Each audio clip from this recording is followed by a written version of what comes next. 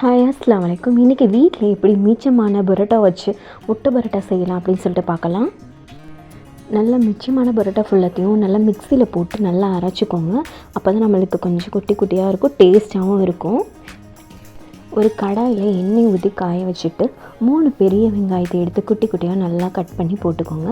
அப்புறமா கருவேப்பிலை கொஞ்சம் போட்டுக்கோங்க.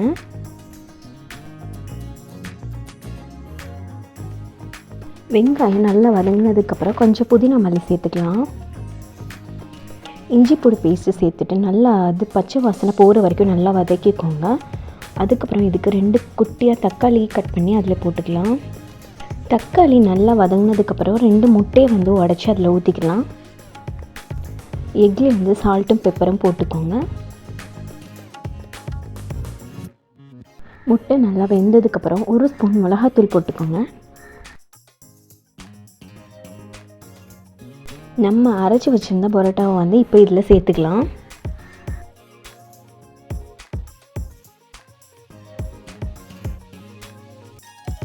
எல்லாத்தையும் சேர்த்து ஒன்றா மிக்ஸ் பண்ணிக்கோங்க.